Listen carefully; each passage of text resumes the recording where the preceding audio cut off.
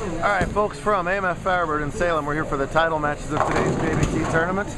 It's 4 hands and no thumbs, as Firebird bowler Juan Garcia is taking on this exciting new 11-year-old newcomer, Do Kwon. He's little for 11, but don't let his size fake you out. This guy throws a bowling ball that talks. He opened in the first, let's see what he can do in the second. Oh, he'll go right through the nose and get them all to go.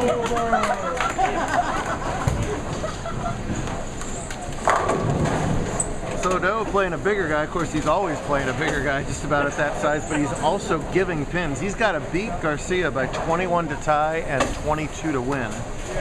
Fresh off a 237 to 217 win over Caden Savine, who was about triple his size in the semifinals. So he ain't afraid of anybody, I guarantee you that. This is the lane he's been going higher on most of the time. He might have to make an adjustment here in the title match as he goes high again, and lucky to only leave this 3-pin.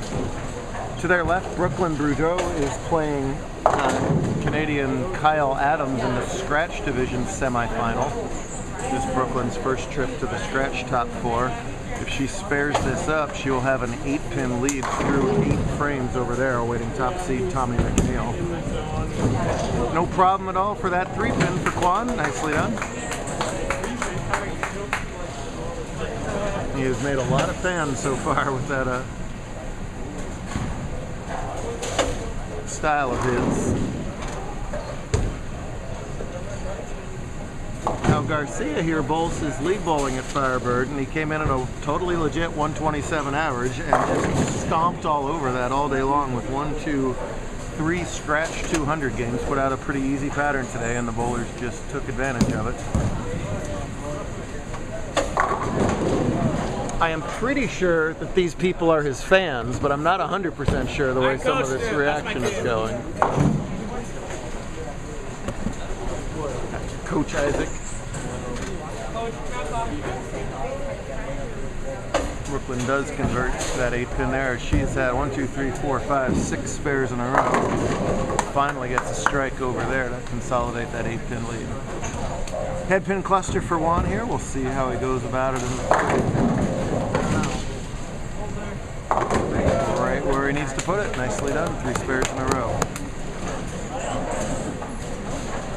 Juan first at plus 350 today, so just extremely over average. Do not far behind though at plus 297. Servine was at plus 260, and Aiden Long was 4th at plus 244. So you had to really light him up in the handicap division to make the top 4 today. Scratch wasn't quite as high, with the exception of McNeil, who lapped the field over there. We'll talk about them later. See that ball much further to the left, but it still gets all the way back to the head pin, so there's all kinds of pocket space. Leaves the pretty makeable 3-pin for a lefty.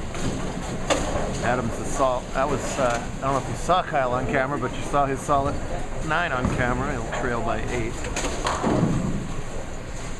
Paul Rosales, who's going to win this handicap match? The guy with the most fans. Going for the small 2-hander? You know why? Because for a pretty decent amount of time you were a small 2-hander. Now you're a medium 2-hander. Royal, it is a medium 2-hander. You've advanced to medium 2-hander, yes. Yep. Schmedium. Medium. That's right. Okay, that works too. Alright. Nice spare from Garcia in the third. Kyle's going to think about it after his first strike over there. Ball on. Oh, he's not going to think about it. He got a ball return. Make another ball change.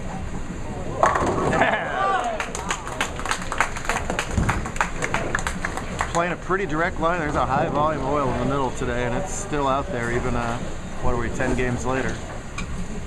Now let's see what he can do in the left-hand lane, though. He's coming up high. He's going to have to make a move left and catch a little more oil, probably. Let's see. I think he knows what he's doing, though. Well, it's just a couple boards deeper. Oh, it fades and just carries out that high hit. The little fist of defiance at the end. Got a double, and he's right back in this match. But again, he needs them. He is the one giving pins. Juan ought to be ashamed of himself getting 20 sticks in the middle. He's a little fantastic. He said he just wanted to show his family that he's going to get something. He's certainly has at least that second place finish. He would love to have the title. Oh boy, look out.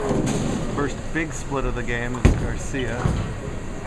First error of the game came before the camera came on as Doe missed a 9 count in the first frame. Tough split for a lefty. He's got to get the ball way to the left before driving into the 9. Pretty good chance at it though. Now had a lot of hook at the end and he ends up chopping the 4 up. So I didn't know he was going to hook that much. So Garcia trails by 13, but gets whatever I said back, 21 back. Oh man. Well, Kyle 9 on the fill ball. He already did get the double, and that 9 was just enough to force Brooklyn to strike. Less than that, Brooklyn could have spare strike to tie. Now on the road to reach her first career scratch title match.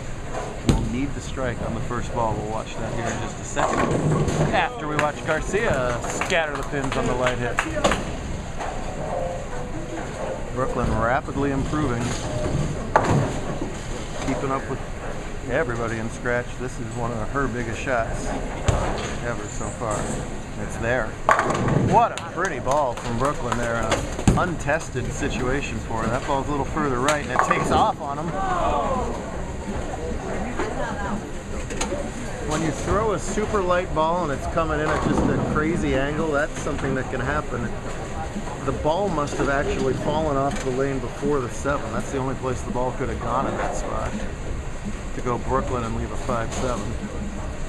He's already made a 5-10 earlier in this finals, and not going to get that 5-7 that time. So split for split,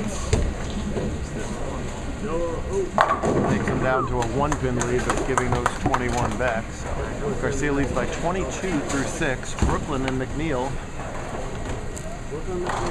will have the dream match for Dean Buchanan, the Team ABBA match coming up. Better shot again on lane 9. So now it looks like he's got lane 9 zeroed in.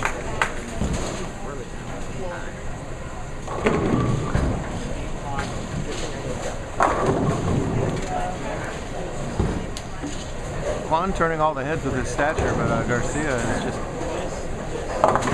quietly gone about his business today. I asked him a couple times, how are you doing it so good today? So he just, able to focus a little bit more on leagues. Sometimes leagues become fooling around time. I've certainly seen that happen firsthand. The results have been spectacular as he doubles up in the 6th and the 7th. We want Patrick! We want Patrick!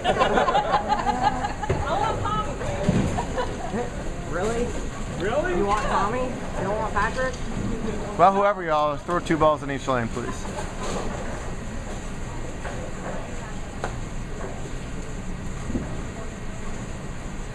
Coach Isaac must have trained him to take his time. Sometimes these rookies, first-time title matches, got their bang-bang throw-up, but he's keeping everything slow. He obviously likes throwing it slow like that, too, and it's hard to keep your rhythm that when the adrenaline's going thump, thump, thump, thump, thump. So good on him for that. Could have had 3 in a row there instead of leaving with 10.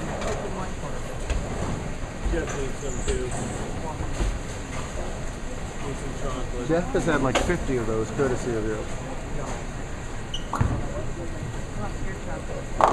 Never mind, I got it.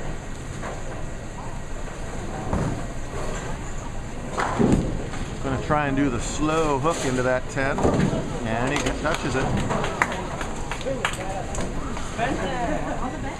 He says he's got 50 of them. Big shot here for Doe as he's got the strike working. Garcia doesn't look like he's going to make too many mistakes here, so might be on Quan to catch up. Oh!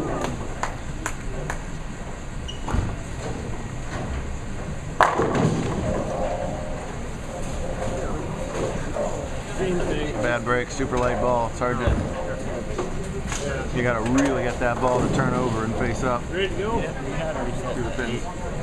You start the new game and delete the scores from there.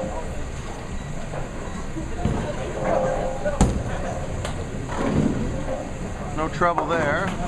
It's the 5-pin and the schnoz. The trouble is on the scoreboard as he trails by 29 overall. Paul, your pick is in trouble. Your pick is in trouble here. He's not? No problem? Got him right where we want him? Get him right where he wants him. All right. Paul boldly sticking with this prediction. 9th frame already. That's a good ball. Paul knew it was coming. Boy, he really got lane 9 figured out in this match. If it comes down to a chance, he's going to have to refigure lane 10. So Brooklyn has now delayed this tournament by about an hour because she made the title match over there and still has 2 other title matches to go. Thanks, Brooklyn.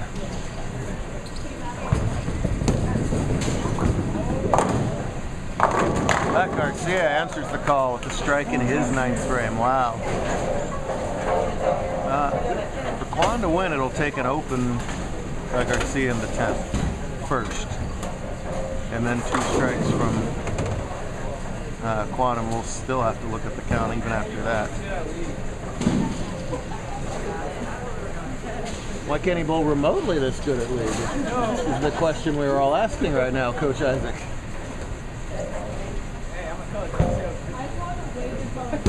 That's way right. Wow. Pattern really helped him hang on to that yesterday on the flat pattern. That would have been a 3 off the right if he was lucky. So 9 out, if he happens to whip this, would be 181. Wouldn't that be interesting? If he misses this, Quan needs all 3 to tie. That's a... No, to win. No, he would win with the double. Okay, good. We'll reconfigure this math if he happens to miss this 5.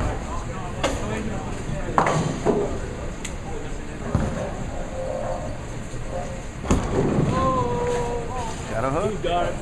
All over it. Room to roam on this pattern, and that spare is going to lock up the win.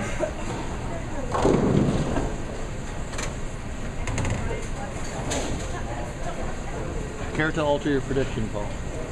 No, it's going to go down with the ship. All right.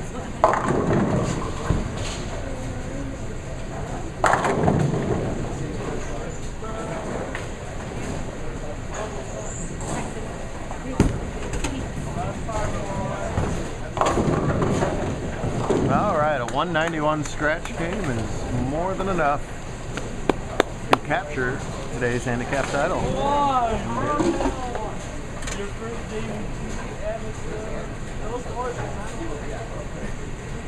You can sell that plaque for $200 on the black market. Can you get that up on eBay?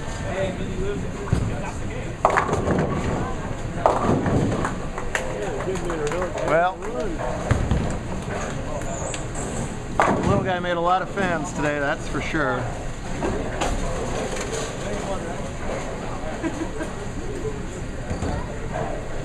It's going to be a runner-up finisher in, but he'll get the first place money thanks to the